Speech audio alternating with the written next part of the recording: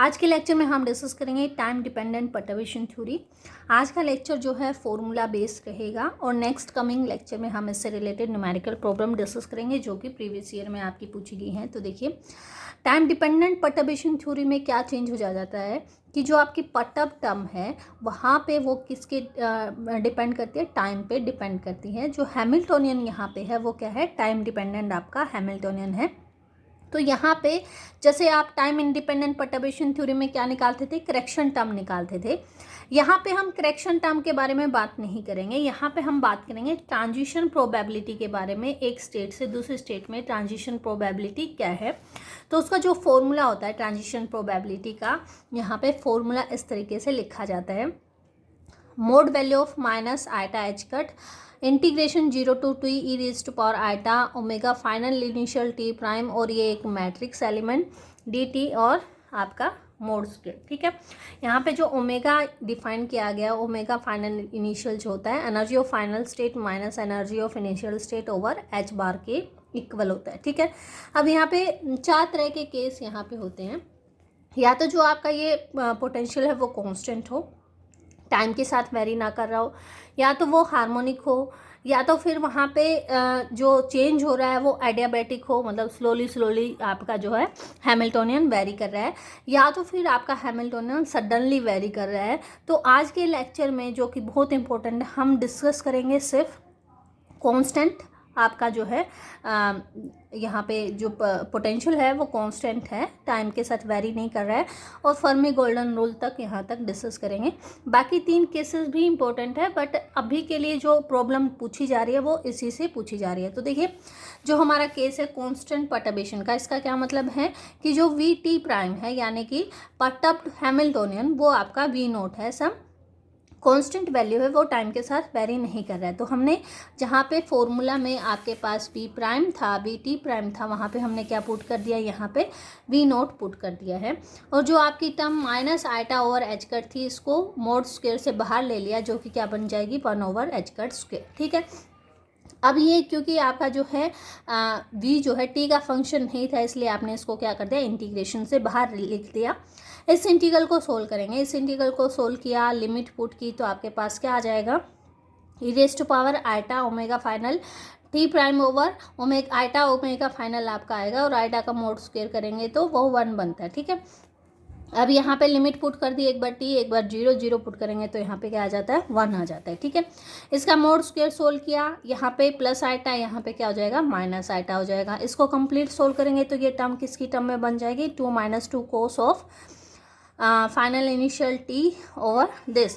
इसमें से 2 कॉमन ले लीजिए और 2 को बाहर लिखेंगे, और 1 माइनस कोस को क्या लिख सकते हैं आप, साइन स्क्वायर थीटा बाई 2 की टर्म में लिख सकते हैं। तो देखिए यहाँ पे मैंने लिखा है जो आपकी ट्रांजिशन प्रोबेबिलिटी हो जाएगी वो इस तरीके से हो जाएगी। इस टर्म को मैंने लिखा है साइन स्क्वायर ऑफ ये जो भी एंगल था उसका बाय 2 करके। ठीक है, अब यहाँ पे अगर इसकी ग्राफिकल रिप्रेजेंटेशन देखें, इस फंक्शन को अगर आप इससे डिवाइड करते हैं तो इसकी जो ग्राफिकल रिप्रेजेंटेशन आएगी वो इस तरीके से आ रही है जैसे कि ये इंटरफेरेंस पैटर्न आपका बन रहा हो। ठीक है, या फिर आप कह सकते हैं कि ये जो ट्रांजिशन प्रोबेबिलिटी है वो ऑसिलेटिंग साइनोसुलर फंक्शन की तरह बिहेव कर रही है with period of 2 pi over omega final initial. ठीक है, अब यहाँ पे आप ये कह सकते हैं कि जो इसकी अप्रिशिएबल वैल्यू है वो near to the omega final 0 है, यानी सबसे ज़्यादा जो प्रोबेबिलिटी होगी ट्रांजिशन की वो कहाँ पे होगी, जब ओमेगा फाइनल इनिशियल क्या होंगी, 0 होगी। और जैसे आप 0 से दूर जा रहे हैं,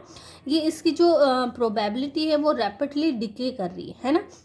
इसका क्या मतलब है कि उन्हीं 2 स्टेट के बीच में ट्रांजिशन सबसे ज़्यादा होगी जिनकी एनर्जी नियरली इक्वल होगी, है ना, क्योंकि यहाँ पे क्या है, 0 है ओमेगा फाइनल इनिशियल, तो उन्हीं स्टेट में ट्रांजिशन प्रोबेबिलिटी सबसे ज़्यादा होगी जिनकी जो एनर्जी क्या होगी, नियरली इक्वल होंगी, तभी आपका ओमेगा जो है 0 आता है। जैसे कि हमने लास्ट पेज पे देखा था, ओमेगा क्या है, ई फाइनल माइनस ई इनिशियल, तो ये 0 कब होगा, जब ये जो 2 टर्म है वो नियरली क्या होंगे, आपकी सेम होगी। अब देखते हैं यहाँ से इस ग्राफ से एक न्यूमेरिकल प्रॉब्लम पूछी गई थी आई थिंक गेट में। तो वहाँ पे आपको एक वेव फंक्शन दे रखा था पोजीशन स्पेस में, और उस वेव फंक्शन को आपको मोमेंटम स्पेस में कन्वर्ट करना था, और मोमेंटम स्पेस में कन्वर्ट करने के बाद वो फंक्शन इस फॉर्म का बन रहा था और आपसे पूछा गया था उसका पैटर्न कैसा है। तो यहाँ से ये चीज़ यहाँ से पूछी गई है, तो आप यहाँ से भी ये ध्यान रख सकते हैं कि अगर sine square theta over theta term आती है, थीटा स्क्वायर टर्म आती है, तो उसका जो ग्राफिकल रिप्रेजेंटेशन है वो इस तरीके का होता है। ये बहुत इंपॉर्टेंट ग्राफिकल रिप्रेजेंटेशन है, ठीक है। अब यहाँ पे हमने क्या कहा कि जो मैक्सिमम प्रोबेबिलिटी का केस है वो कब है, जब दोनों स्टेट की एनर्जी क्या हो, नियरली इक्वल हो, यानी कि ओमेगा फाइनल इनिशियल क्या करे, जीरो को टेंड करे। तो आपने पढ़ा होगा अगर कोई एंगल थीटा जीरो को टेंड करता है तो साइन स्क्वायर थीटा और थीटा स्क्वायर की लिमिट क्या होती है, 1 होती है। अब हमारे पास थीटा की जगह पे क्या है, ओमेगा फाइनल इनिशियल t/2, ठीक है। इस इंटीग्रल को अगर देखें, लिमिट इंटीग्रल कह रही हूँ सॉरी, इस लिमिट को अगर देखें, limit omega final initial tends to 0 and sine square this term equal to क्या आनी चाहिए, 1 आनी चाहिए। बट हमारे पास फॉर्मूला जब हमने देखा यहाँ पे टी की टर्म तो है ही नहीं, ठीक है। हमारे पास तो क्या टर्म है, ये टर्म है। तो ये टर्म में अगर लिमिट 0 टेंड करेगी तो ये किसके इक्वल होगी, टी स्क्वायर, यानी ये टी स्क्वायर टर्म इधर चलेगी, वो किसके इक्वल होगी, टी स्क्वायर टर्म के इक्वल होगी।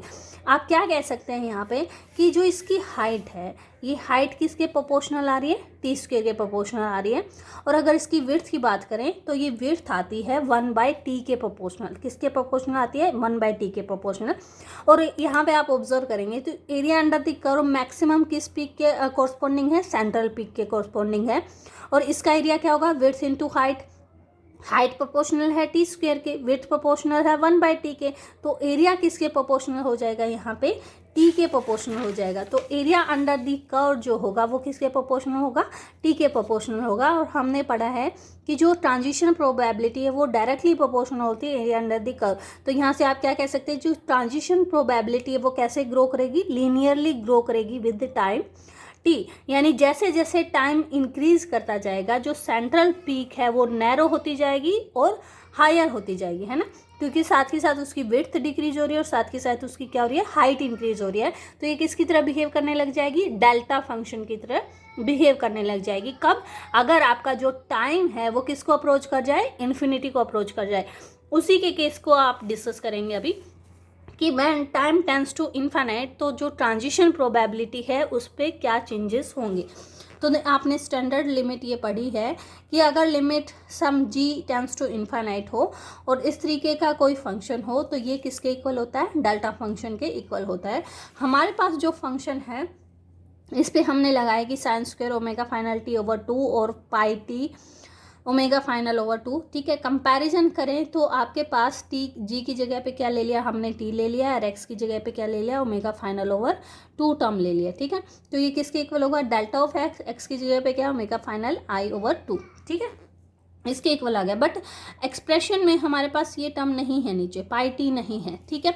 तो इस पाई टी को उधर ले जाइए, तो जो ये टर्म है जो हमारे पास एक्सप्रेशन में वो किसके इक्वल होगी, pi t delta function of omega final initial by 2 के इक्वल होगा। अब यहाँ पे हम ये आइडेंटिटी यूज़ कर सकते हैं कि अगर डेल्टा फंक्शन ए एक्स है तो आप इसको 1/mod a डेल्टा एक्स लिख सकते हैं। यहाँ पे ओमेगा बाय 2 है तो आप इसको लिख सकते हैं 1/1/2 का मोड, यानी 2 ऊपर चला जाएगा, और डेल्टा ऑफ ओमेगा, यानी हम इस लिमिट को इस तरीके से लिख सकते हैं, डेल्टा ऑफ 2 टाइम 2 किसकी वजह से हुआ, जो ये वाला फैक्टर था इसको आपने बाहर ले लिया, 1/2 करोगे तो ऊपर चला जाएगा 2 पाई टी डेल्टा ओमेगा, आपके पास टर्म आ जाएगी, ठीक है। अब यहाँ पे ट्रांजिशन प्रोबेबिलिटी में अगर ये वैल्यू रखें तो हमारे पास ट्रांजिशन प्रोबेबिलिटी क्या आ जाएगी, ये टर्म आ जाएगी आपकी 2 pi t over h cut square matrix element, और यहाँ पे क्या आ गया, डेल्टा ओमेगा फाइनल इनिशियल, ठीक है। तो यहाँ पे अगर आप रेट ऑफ ट्रांजिशन निकालें, रेट ऑफ ट्रांजिशन का क्या मतलब है, transition probability changes with time, है ना, अगर वो निकालें तो वो किसकी इक्वल आएगी, देखिए इसको अगर t से आप डिवाइड कर दें, इस टर्म को, प्रीवियस टर्म को, यानी आप 2 पाई टी था, t से डिवाइड कर दिया, t से डिफरेंशिएट कर दिया, तो वो हमारे पास क्या होगी, रेट ऑफ ट्रांजिशन, वो इसके इक्वल होगी। और यहाँ पे ओमेगा फाइनल इनिशियल को आपने जो पहले ही पेज पे मैंने आपको बताया था वो किसके इक्वल था, E final minus initial over h cut के टर्म में आपने लिख दिया। यहाँ पे अगेन यहाँ पे वही डेल्टा की आइडेंटिटी यूज करनी है, that delta of a x equal to 1/mod a delta x होता है। तो यहाँ पे जो ये डिवाइड में एच कट है वो क्या आ जाएगा, यहाँ से बाहर निकल के मल्टीप्लाई में एच कट आ जाएगा और नीचे वाले एच कट से कैंसिल होके एच कट आ जाएगा। यानी ये जो ट्रांजिशन रेट है वो क्या हो जाएगी 2 पाई ओवर एच कट और मैट्रिक्स एलिमेंट और delta of E final minus E initial. अब इसका मीनिंग समझते हैं, इसका क्या मीनिंग है। यहाँ पे देखिए डेल्टा फंक्शन कब डिफाइन होगा, जब ई फाइनल ई इनिशियल के इक्वल होगा तो ये वैल्यू देगा, अदरवाइज ये वैल्यू नहीं देगा। ठीक है, इसका कहने का मतलब है कि यहाँ पे जब आपका टी जो है इन्फिनिटी को टेंड करता है तो सिर्फ वही टर्म आपकी नॉन वैनिशिंग होगी, यानी कि नॉन जीरो वैल्यू तभी होगी जब स्टेट जो होंगी वो इक्वल एनर्जी की होंगी। यानी ई फाइनल और ई इनिशियल क्या होगी, दोनों की एनर्जी सेम होगी, तभी आपके पास जो ट्रांजिशन रेट है वो नॉन जीरो वैल्यू आएगी, अदरवाइज वो वैल्यू क्या आ जाएगी आपकी जीरो आ जाएगी। इसका क्या मतलब है, यानी कि यहाँ से ना तो सिस्टम से एनर्जी रिमूव हो रही है और ना ही सिस्टम को एनर्जी सप्लाई की जा रही है। यानी ये किसको बता रहा है, this represent the energy conserving transition.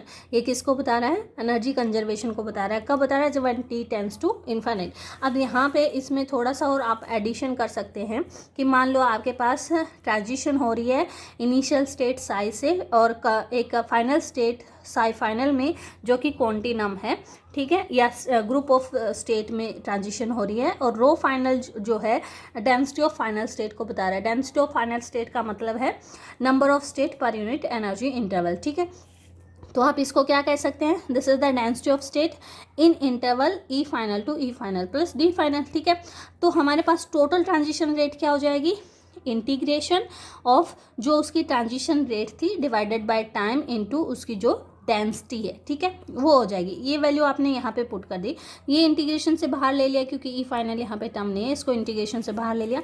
अब इस इंटीग्रल को अगर आप सोल्व करेंगे तो ये इंटीग्रल कब वैल्यू देगा, when E final is equal to initial, और क्या वैल्यू देगा, यहाँ फंक्शन में ई फाइनल की जगह क्या आ जाएगा, ई इनिशियल, और ई इनिशियल ये क्या है, this is the density of initial state, और इस इक्वेशन को हम कहते हैं this is the Fermi golden rule.